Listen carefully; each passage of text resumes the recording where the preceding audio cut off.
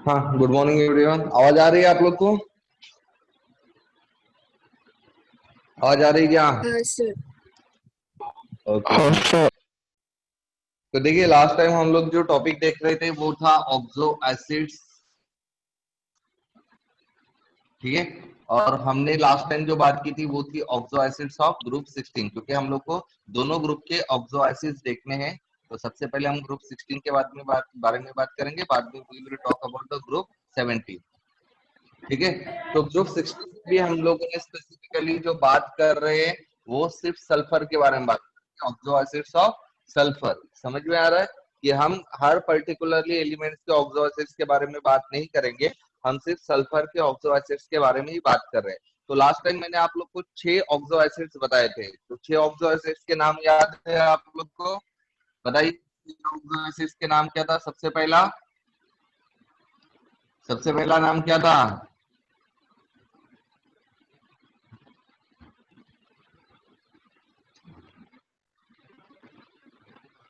अरे बता भाई, बताइए ना, नाम बताइए। सल्फ्यूरस एसिड, सल्फ्यूरिक एसिड, उसके बाद में नेक्स्ट कौन सा था? Disulphuric acid. Disulphuric acid.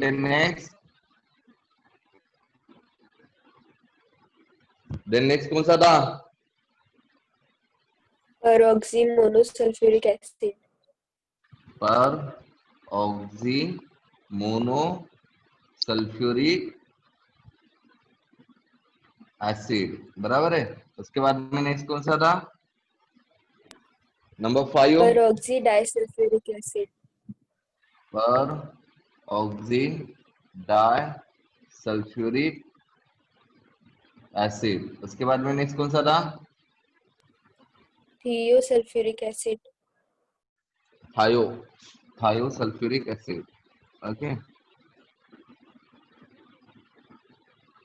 थायोसल्फ्यूरिक acid. तो ये हमारे 6 टाइप के ऑक्सो एसिड्स होते हैं सल्फर के। और मैंने इसके फॉर्मूले भी बताए थे, जैसे सल्फ्यूरस एसिड का फॉर्मूला क्या होता है?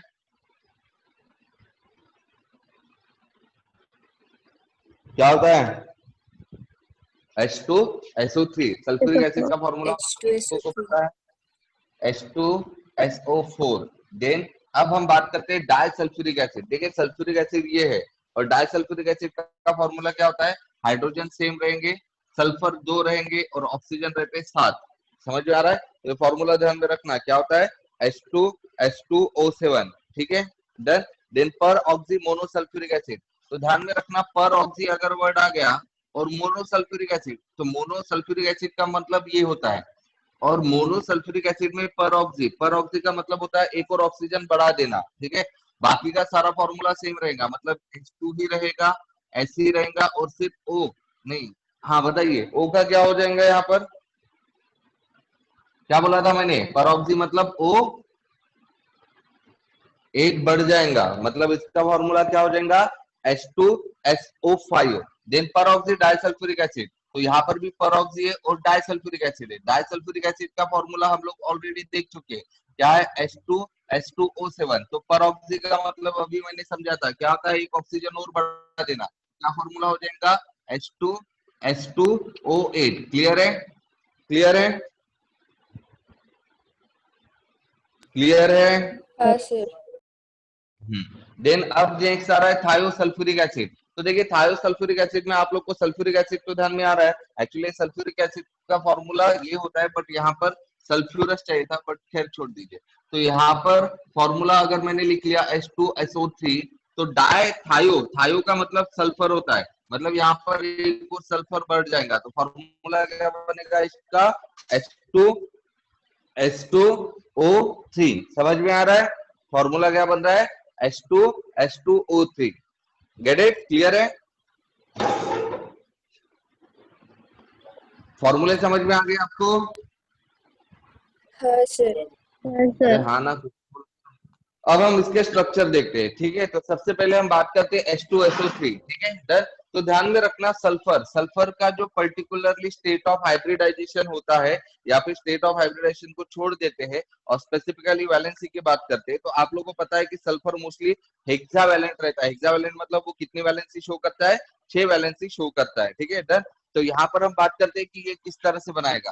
तो यहाँ पर देखिए क्या होता है, एक ऑक्सीजन डबल बॉन्डेड होता है, दो ऑक्सीजन जो होते हैं वो आपके हाइड्रोजन के साथ मिक्स होते हैं। आप क्या करेंगे पता है कि हमेशा हाइड्रोजन के ऊपर फोकस कीजिए और हाइड्रोजन जितने हैं उतने OH अटैच कर दीजिएगा, ठीक है, डन। और फिर O को देख लीजिएगा, अब जितने O OH के साथ में अटैच करने के बाद में बचता है, मतलब यहाँ पर दो हाइड्रोजन है, मतलब दो OH डाल दिए, ओके, दो OH डालने की वजह से दो ऑक्सीजन भी कंबाइन हो गए। अब सिर्फ हमारे पास बच रहा है एक ऑक्सीजन, तो अगर सिंगल ऑक्सीजन बच रहा है तो उसको डबल बॉन्डेड में डाल देने का। कैसे डाल देने का?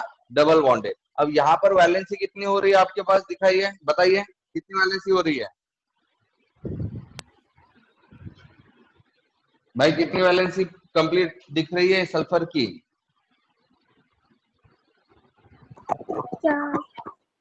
4, मतलब बची कितनी? 2। तो 2 वैलेंसी, अभी कोई एटम तो बचा नहीं है बट वैलेंसी बची, तो जो 2 वैलेंसी बची रहेंगी that will be present in the form of lone pair of electron, मतलब 2 इलेक्ट्रॉन जो बचे रहेंगे वो लोन पेयर ऑफ इलेक्ट्रॉन के फॉर्म में प्रेजेंट रहेंगे। क्लियर है? क्लियर है? हाँ सर। अब हम बात करते हैं सल्फ्यूरिक एसिड। तो जैसे मैंने समझा था वो वाली ट्रिक ध्यान में रखो। सबसे पहले क्या करेंगे, सल्फर ड्रॉ करेंगे। फिर मैंने क्या बताए थे, बताइए क्या बताया था फिर मैंने?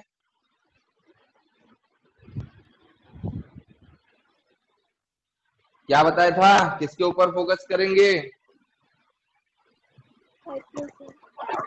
हाइड्रोजन। और जितने हाइड्रोजन होंगे हम क्या करेंगे?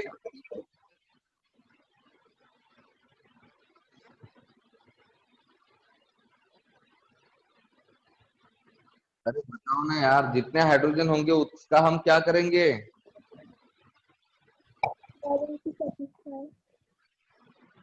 मैंने क्या बोला था इस स्ट्रक्चर में, क्या समझा था कि जितने हाइड्रोजन रहेंगे उतने क्या अटैच करेंगे हम? OH। तो कितने हाइड्रोजन है? 2। 2। तो कितने OH क्या करेंगे फिर? 2 हम ऐड 2 OH अटैच करेंगे। समझ में आ रहा है? जितने हाइड्रोजन होंगे उतने OH अटैच कर लेने का, पहले दिमाग में डाल देने का। समझ में आ रहा है? हाँ सर।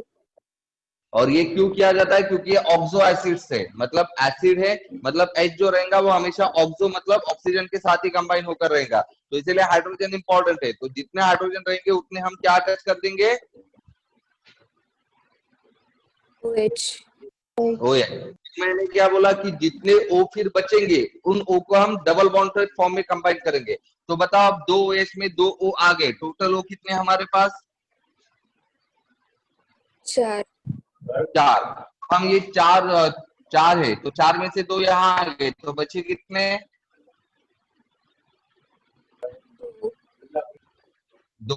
तो ये 2 O के डबल बॉन्डेड फॉर्म में कंबाइन कर लेने का सल्फर के साथ में। समझ में आ रहा है? तो ये इसका स्ट्रक्चर होता है किसका? H2SO4 का। क्लियर है? समझ में आ गया? हाँ सर। ओके।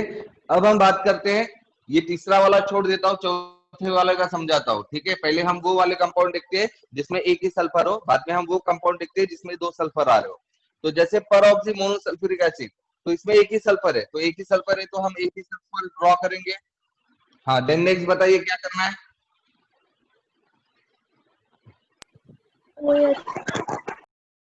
OH डालेंगे। कितने OH डालेंगे?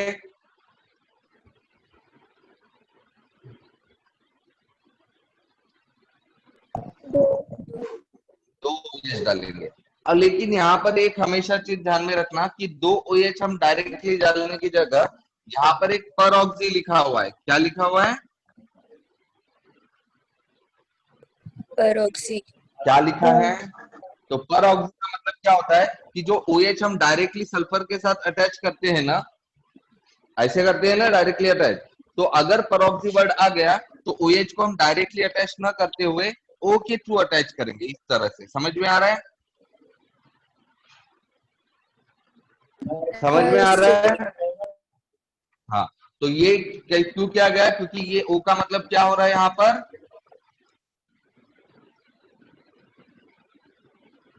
क्या हो रहा है O का मतलब?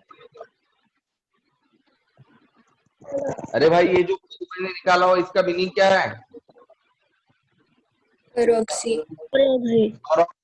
राइट। तो OH में डायरेक्टली सल्फर के साथ अटैच करने की बजाय किसके थ्रू अटैच करूंगा?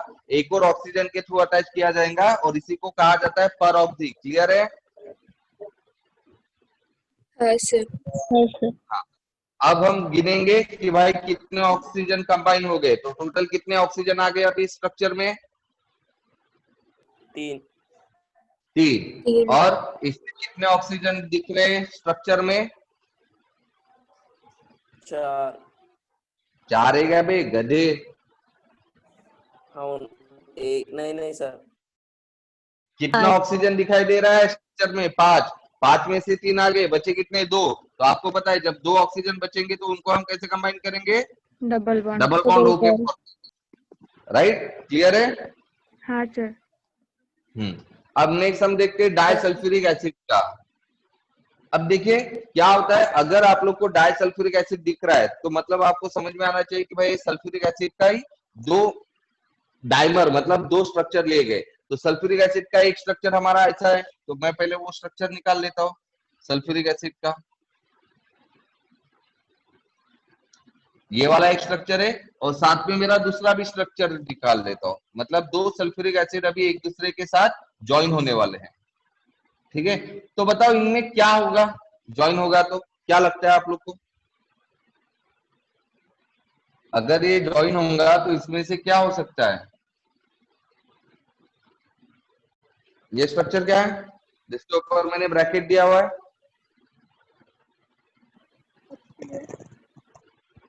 H2O। मतलब कहीं ना कहीं ये कंडेंस हो जाएगा और H2O निकल जाएगा। अगर ये H2O निकल जाएगा तो फिर देखिए यहाँ पर क्या होगा, ये O फिर डायरेक्टली इसके साथ अटैच हो जाएगा। क्लियर है? हाँ सर। तो अब देखिए स्ट्रक्चर 2H है, H2 ही है। ऑक्सीजन देखिए 7 है क्या? नहीं, 1 2 3 4 5 6 7 और सल्फर देखिए 2 है ना? समझ में आ रहा है? हाँ। हाँ सर। इस तरह से आपका डाइसल्फ्यूरिक एसिड। क्लियर है? हाँ। अब उसके बाद में नेक्स्ट देखिए यहाँ पर ऑक्सी वर्ड आ गया डाइसल्फ्यूरिक एसिड में। ये डाइसल्फ्यूरिक एसिड है। तो यहाँ पर ऑक्सी वर्ड आ गया। देखिए जब मैंने परऑक्सी मोनोसल्फ्यूरिक एसिड लिखा था तो मैंने क्या कर लिया था, OH को डायरेक्टली अटैच करने की जगह O लगा दिया था। तो यहाँ पर भी जो O लगेगा वो कहाँ लगेगा? ये OH के साइड में, यहाँ पर या यहाँ पर या यहाँ पर? क्या लगता है आपको?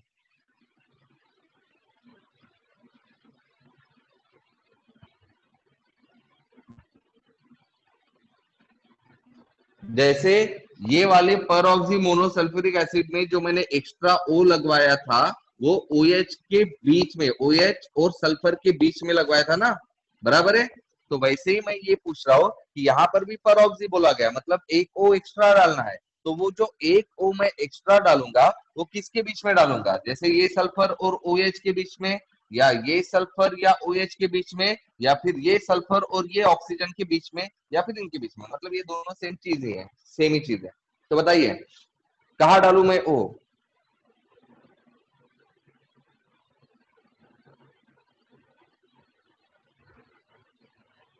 अरे आपको सिर्फ गेस करना है, बताइए ना क्या लगता है आपको? इतना क्यों सोचने लग जाते हो?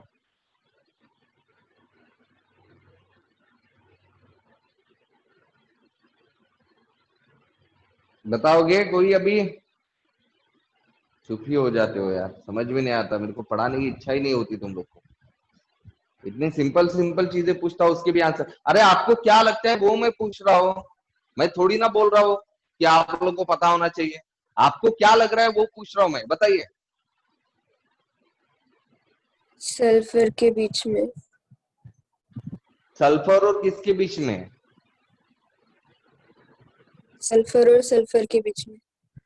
तो सल्फर और सल्फर के बीच में ऑलरेडी एक ऑक्सीजन प्रेजेंट है, मतलब ये ऑक्सीजन वापस ये सल्फर और ऑक्सीजन के बीच में यहाँ पर आ जाना चाहिए।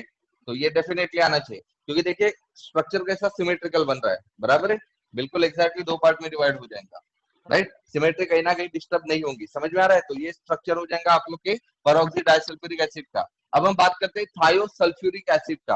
अब थायोसल्फ्यूरिक एसिड मतलब देखिए यहाँ पर स्ट्रक्चर आप देखोगे तो H3SO3 है, सिर्फ सल्फर जो है वो 2 है, ठीक है। मतलब कहीं ना कहीं हमारा जो स्ट्रक्चर है वो यही से बिलोंग कर रहा है। बट यहाँ पर सबसे इंपॉर्टेंट चीज है कि यहाँ 2 lone pair of 1 lone pair of electron है।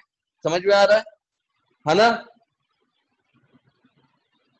हाँ तो 2 अनपेयर्ड इलेक्ट्रॉन मतलब यहाँ डबल बॉन्ड आएगा, और ये डबल बॉन्ड वो किसके साथ ज्वाइन करेगा? जो एटम एक्स्ट्रा आ रहा है। कौन सा एटम एक्स्ट्रा आ रहा है? सल्फर। समझ में आ रहा है? सल्फर। हाँ तो इस तरह से आप लोगों को ये स्ट्रक्चर पता होने चाहिए, वो स्ट्रक्चर जानना और समझना बड़ा इंपॉर्टेंट होता है। क्लियर है? हाँ सर। ठीक है, गुड। अब नेक्स्ट क्वेश्चन देखिए क्या पूछा हुआ है। What is the oxidation state of sulphur in H2SO4? ठीक है, तो H2SO4 में S का ऑक्सीडेशन स्टेट पूछा है। तो वैसे तो आप लोग आसानी से निकाल सकते हो, बताइए कैसे निकालेंगे ऑक्सीडेशन स्टेट? अरे भाई बताओ, प्रोसेस बताओ, क्या करेंगे? H का कितना होता है? 1। सल्फर का निकालना है। ऑक्सीजन का कितना होता है? -2। बताइए फिर क्या हो जाएगा ये? 2 + x -8 = 0। तो क्या हो जाएगा? 2 + x ब्रैकेट ओपन कर देता हूँ -8, तो फिर क्या हो जाएगा? x - 6 = 0। सो x = क्या हो रहा है? +6. +6. Get it? Then next question number 73. Give 4 example of oxo acids of halogen that have been isolated in pure form. अब हम बात करेंगे ग्रुप 17, और ग्रुप 17 में स्पेसिफिकली हैलोजेंस। ठीक है, अभी यहाँ स्पेसिफिकली कोई बात नहीं कर रहे, सारे के सारे हैलोजेंस के बारे में बात कर रहे हैं।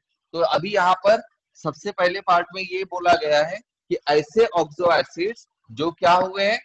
आइसोलेटेड हो चुके हैं in pure form. Isolated in pure form, ऐसे particularly oxo acids of halogen जो प्योर फॉर्म में आइसोलेट हो चुके हैं। क्लियर है? क्लियर है? ठीक है, तो इसके एग्जाम्पल क्या दे हुए थे? इसके एग्जाम्पल 4 आप लोग को दिया हुआ है। चलो नाम बताइए, नाम बताओ फटाफट। सबसे पहला क्या दिया हुआ है? अरे नाम बताओ यार, स्टडी मटेरियल भी लेकर नहीं बैठते, क्या करते हो? क्लास में ऐसे ही बस आ जाते हो। क्या लिखा है? Hypofluorous acid. Hypofluorous acid. Then second क्या लिखा हुआ है? स्टडी मटेरियल लेकर बैठा करो मेरे क्लास में, गदड़ को। सेकंड कौन सा? Perchloric acid. Then next iodic acid. Iodic acid. Then next metaperiodic acid. Meta periodic. Meta periodic acid है वो, ठीक है। उसको कैसे पढ़ना? Meta periodic acid. समझ में आ रहा है? ओके, हाँ, अब इसके फॉर्मूले भी पता होना चाहिए। Hypofluorous acid, okay. देखिए अगर फ्लोरस एसिड होता था तो फार्मूला क्या होता था? या फिर देखिए मेन चीज होती है इक वाली चीज। मतलब अगर मैं इक वाली चीज को कंसीडर करता हूं तो वो बनता था फ्लोरिक एसिड। समझ में आ रहा है ना? फ्लोरिक एसिड या फिर क्लोरिक एसिड या फिर ब्रोमिक एसिड या फिर फाइनली आ जाता है हमारा आयोडिक एसिड। तो ये मेन चीज है, ये मेन एसिड है। क्लियर है? Fluoric, chloric, bromic, iodic. Clear है? और इनके फॉर्मूला आप लोग को समझ में आ जाने चाहिए कि क्या होता है। जैसे आप लोग को इसका दिया हुआ है, आयोडिक का दिया है, बराबर है, चेक करो आप क्या दिया हुआ है? HiO3 दिया हुआ है। क्लियर है? डन। ठीक उसी तरह से फ्लोरिक का फॉर्मूला क्या होना चाहिए? HFO3। क्लोरिक का क्या होना है? HClO3। ब्रोमिक का क्या होना है? HBrO3। तो ये मेन 4 एसिड होते हैं। अब ये इसी किसी में से एक का भी अगर आपने नाम ध्यान में रख लिया और फॉर्मूला ध्यान में रख लिया तो इसी फॉर्मूले से हम बाकी के नाम लिख सकते हैं, ठीक है। तो जैसे फॉर एग्जांपल देखिए यहाँ पर अभी क्या लिखा है, फ्लोरस एसिड। अब जैसे कि मैंने आपको समझाया था फ्लोरिक और फ्लोरस, इक और अस में क्या फर्क होता है, इस और अस में क्या फर्क होता है, मैंने समझाया था क्या फर्क होता है। अरे भाई बताओ, इक और अस में क्या फर्क होता है, मैंने कितनी बार तो समझाया है आप लोग को। साला इतने साल हो गए पढ़ते पढ़ते फिर भी सिंपल सा फर्क नहीं बता सकते हो। क्या फर्क होता है इक और अस में? अस में ऑक्सीडेशन स्टेट क्या होता है, जोर से बोलो। कम होता है। और इक में ऑक्सीडेशन स्टेट ज्यादा होता है। तो आपको ईक वाला फॉर्मूला पता है, फ्लोरिक एसिड का फॉर्मूला HFO3, मतलब इसका ऑक्सीडेशन स्टेट हम निकालेंगे। तो जैसे इसका 1 होता है, F का निकालना है और ऑक्सीजन का -2 होता है, ठीक है। तो अल्टीमेटली यहाँ पर क्या हो जाएगा, ऑक्सीडेशन स्टेट, फ्लोरीन का ऑक्सीडेशन स्टेट कितना हो जाएगा यहाँ पर,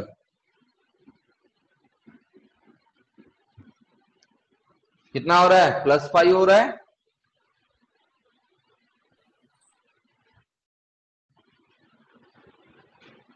हाँ या ना?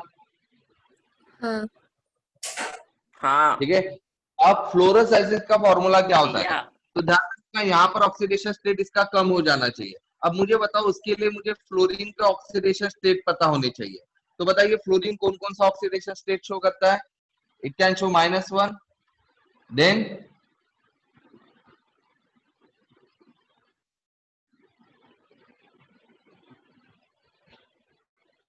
क्लियर है, ये सारे ऑक्सीडेशन स्टेट शो करता है ना ये।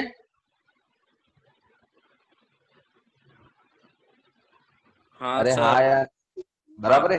अब देखिए ईक मतलब सबसे ज्यादा ये लिख लिया, तो अब अस का मतलब क्या होना चाहिए according to you, oxidation number कम, कम मतलब कितना, -3 होना चाहिए, अब हाँ सॉरी +3 होना चाहिए। तो ये +3 +3 हो सकता है अगर मैंने इसमें से एक ऑक्सीजन कम कर लिया, क्या कर लिया, एक ऑक्सीजन कम कर लिया, मतलब क्या फॉर्मूला बनेगा,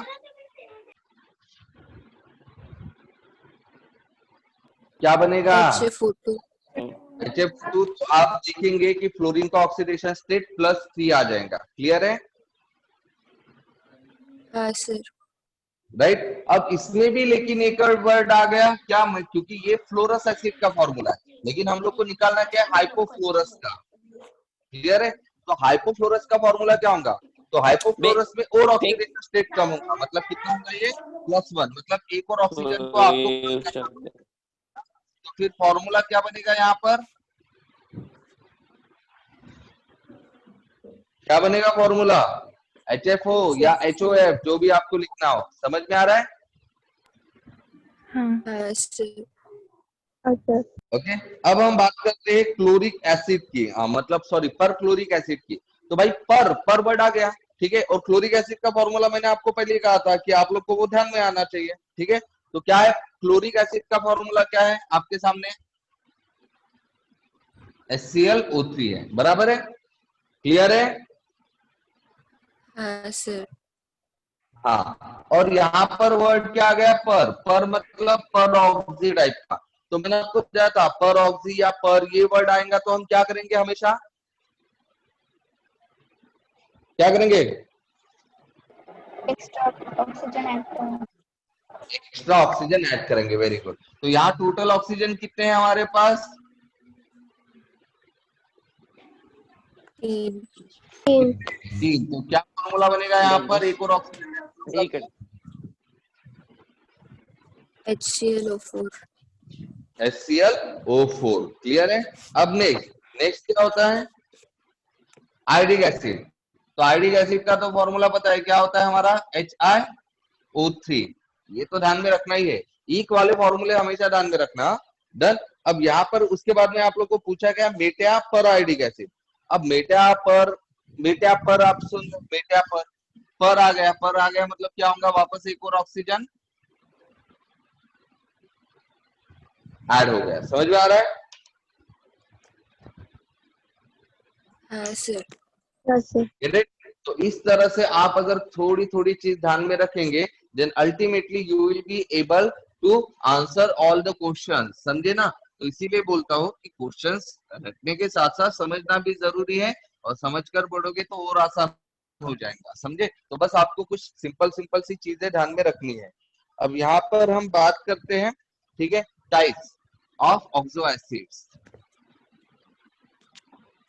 types of oxo acids of halogens. ठीक है, तो देखिए ये टेबल भी आप लोगों को स्टडी मटेरियल में दिया हुआ है। ठीक है, तो हम उसके बारे में अभी हम बात करेंगे। तो सबसे पहला जो नाम है इसका, मतलब जेनरिक नेम के बारे में हम बात करते हैं, तो मेनली आप लोगों के 4 टाइप के ऑक्सो एसिड्स हो सकते हैं हैलोजन के। ठीक है, सबसे पहला जो होता है वो होता है हाइपोहैलस एसिड, ये कॉमन नेम है, हाइपोहैलस एसिड। सेकंड जो इसका नाम होता है वो होता है halous acid, halous acid. Third जो नाम होता है वो होता है हैलिक एसिड। ठीक है, और चौथा जो होता है that will be your perhalic acid. ठीक है, तो ये सब इनके जेनरिक नेम हो गए। अब इनके फॉर्मूलाज, जनरल फॉर्मूला।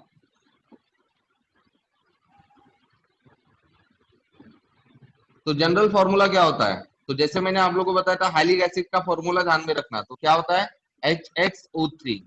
फिर यहाँ ऊपर जाएंगे तो एक एक ऑक्सीजन कम करते जाएंगे, मतलब HXO2, और यहाँ पर HOX या फिर HXO। ठीक है, और नीचे आएंगे तो एक एक ऑक्सीजन बढ़ाते जाने का।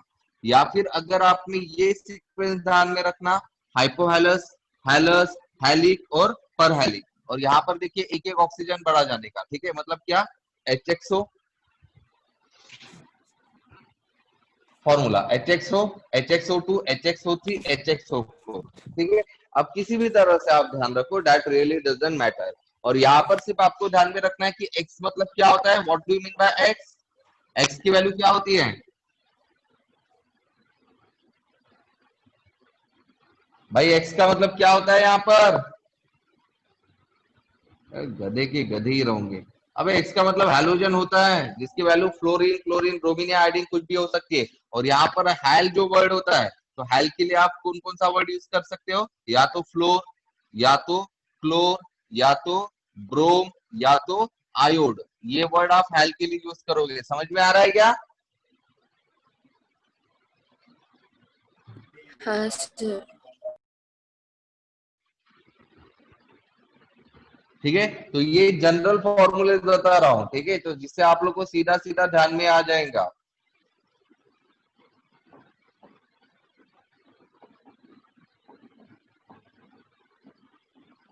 अब उसके बाद में oxidation state of x, x का मतलब हैलोजन। ठीक है, तो ऑक्सीडेशन स्टेट क्या क्या होगा? तो यहाँ पर जाहिर सी बात है क्या होगा, यहाँ पर +1 हो जाएगा, यहाँ पर +3 हो जाएगा, यहाँ पर +5 हो जाएगा, और यहाँ पर हो जाता है +7। क्लियर है? क्लियर है? हाँ सर। हाँ। ठीक है, हाँ। और फिर नेक्स्ट टेबल में यहाँ पर सारे के सारे जो हैलोजन है उनके एसिड दिए हुए, और वो बताया गया है कि कौन सा एसिड आप लोगों का आइसोलेट हुआ है और कौन सा आइसोलेट नहीं हुआ है। मतलब ये भी अगर टेबल आप लोगों ने ध्यान में रख दिया तो भी आप लोग आसानी से बता सकते हो कि भाई कौन सा एसिड जो है वो आइसोलेट हुआ है या फिर नहीं हुआ है। ठीक है, तो oxo acids of fluorine, then oxo acids of chlorine, then oxo acids of bromine, and finally oxo acids of iodine.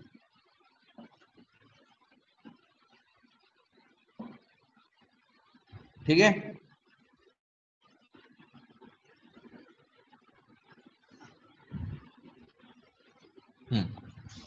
तो देखिए अगर हम फॉर्मूला लिखेंगे, लिखने की कोशिश करेंगे ना, then you will come to find out कि हम तो फॉर्मूला सभी के लिख सकते हैं। सिर्फ आपको क्या करना है, x की जगह f, x की जगह Cl, x की जगह Br और x की जगह R डाल देना है। समझ में आ रहा है? तो जैसे अगर मैं फ्लोरीन के फॉर्मूले लिखना चाहूंगा सभी टाइप के एसिड्स के लिए, तो क्या फॉर्मूला हो जाएगा, यहाँ पर हो जाएगा HFO, देन यहाँ पर होगा HFO2, देन यहाँ पर होगा HFO3 और फाइनली हो जाएगा HFO पर। समझ में आ रहा है ना, राइट। और इनके नाम क्या हो जाएंगे बताइए, इसका नाम क्या हो जाएगा, हाइपो। देखिए मैंने ऑलरेडी बताया था, सिर्फ हाइल की जगह आप कौन सा वर्ड यूज करने वाले हो, फ्लोर, तो क्या नाम हो जाएगा, hypofluorous acid, fluorous acid, fluoric acid और पर फ्लोरिक एसिड। समझ में आ रहा है, समझ में आ रहा है। हाँ सर। हाँ, बट आपको सारे कंपाउंड के स्ट्रक्चर लिखने ही नहीं है, ठीक है, क्योंकि इनमें से सिर्फ एक ही पर्टिकुलरली एसिड आइसोलेट हुआ है और वो है पहले नंबर का, दैट इज HFO। समझ में आ रहा है, आ रहा है। हाँ Cl के सभी टाइप के हाइपोहाइलस एसिड, सॉरी सभी टाइप के हाइलस एसिड प्रेजेंट है, ठीक है। तो अल्टीमेटली ClO के सारे फॉर्मूले लिख लेंगे, HClO, HClO2, HClO3 और HClO4, क्योंकि Cl के सारे एसिड आइसोलेट हुए हैं। क्लियर है। हाँ सर। हाँ देन लेटर ऑन एक, अगर मैं ब्रोमीन की बात करता हूं तो ब्रोमीन का सिर्फ ये वाला छोड़कर बाकी सारे आप लोगों के आइसोलेट हो चुके हैं।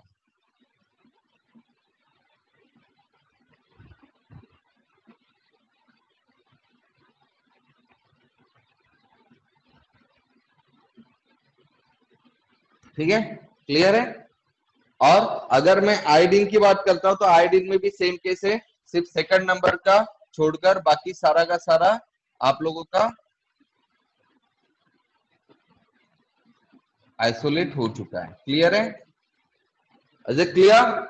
तो ये भी टेबल अगर आपने ध्यान में रख लिया तो भी आप काफी सारे जो सवाल है उसके आंसर आप ऐसे ही दे सकते हो, ठीक है। जैसे अभी जो हमने डिस्कस किया था कि भाई कौन से चार पर्टिकुलरली ऑक्सो एसिड्स आप लोग के आइसोलेट हो चुके हैं, तो आप किसी भी चार के नाम यहाँ पर लिख सकते हो, ठीक है। क्लियर है, तो स्पेसिफिकली क्लोरीन वाले चारों के चारों हैं तो क्लोरीन वाले ही लिखो, ठीक है, बेटर रहेगा आप लोग के लिए। अब नेक्स्ट क्वेश्चन यहाँ पर दिया हुआ है, क्वेश्चन नंबर 74, और 74 में ये दिया हुआ है कि HCl is weak acid while HClO4 is very strong acid. ठीक है, ध्यान में रखना क्या होता है, अगर हम बात करते हैं ऑक्सो एसिड्स की तो टॉप टू बॉटम मतलब जब ऑक्सीडेशन स्टेट क्या हो रहा है, टॉप टू बॉटम मतलब ऑक्सीडेशन स्टेट क्या हो रहा है, हाँ, तो ऑक्सीडेशन स्टेट हैलोजन का जैसे जैसे बढ़ेगा वैसे वैसे उनकी एसिडिटी भी बढ़ेगी। समझ में आ रहा है, तो ये वाली चीज ध्यान में रखना, ऑक्सो एसिड्स के लिए काम करती है। This is only applicable for the oxo acid. समझ में आ रहा है,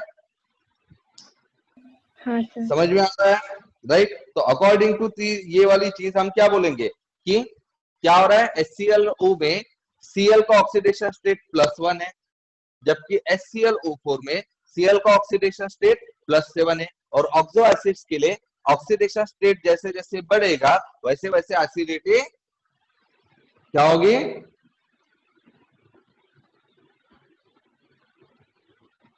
बढ़ेगी। बढ़ेगी, है ना, डायरेक्टली प्रोपोर्शनल, तो बढ़ जाएंगे। क्लियर है। अब इसके बाद में इनके स्ट्रक्चर दिए हुए, स्ट्रक्चर आप लोग ये चारों के स्ट्रक्चर हम निकालने की कोशिश करेंगे, ठीक है। डन। तो सबसे इंपॉर्टेंट चीज होती है कि भाई स्ट्रक्चर हम कैसे निकालेंगे। देखिए इसके भी स्ट्रक्चर निकालना बड़ा ही आसान होता है। स्ट्रक्चर हम सिर्फ यहाँ से स्टार्ट करेंगे, HClO से। तो HClO का स्ट्रक्चर कैसे होता है, O होता है और O के साथ H अटैच होता है, तो ये OH है, हाँ, और वो तो रहना ही चाहिए क्योंकि ये ऑक्सो एसिड है, ये तो पता है ना। और फिर बचेगा आप लोग का Cl जो यहाँ पर ऐड करेंगे। समझ में आ रहा है, आ रहा है, हाँ सर।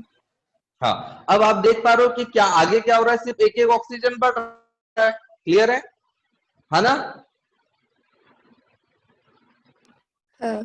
हाँ। तो ये ऑक्सीजन हम कैसे बढ़ा देंगे पता है क्या, जैसे अब इसमें एक ही ऑक्सीजन बढ़ा है तो हम क्या करेंगे, Cl के साथ डबल बॉन्ड होते थे। समझ में आ रहा है। देन यहाँ पर कितने ऑक्सीजन बढ़ रहा है, HOCl के बाद में, हाँ, 2 ऑक्सीजन बढ़ रहे हैं तो 2 ऑक्सीजन हम ऐसे निकाल लेंगे। देन यहाँ पर कितने ऑक्सीजन बढ़ रहे हैं, 3 ऑक्सीजन बढ़ रहे हैं तो हम इसको ऐसे निकाल लेंगे, खत्म। समझ में आ रहा है, हाँ सर। हाँ। तो इस तरह से इसके स्ट्रक्चर बनाना भी काफी ज्यादा आसान है, कोई कंफ्यूजन वाली चीज नहीं है, ठीक है। तो यहाँ पर ये ऑक्सो एसिड्स वाला पोर्शन खत्म हो जाए तो हम कल देखेंगे oxygen and its compound. Clear है, हाँ सर। चलो फिर बाय।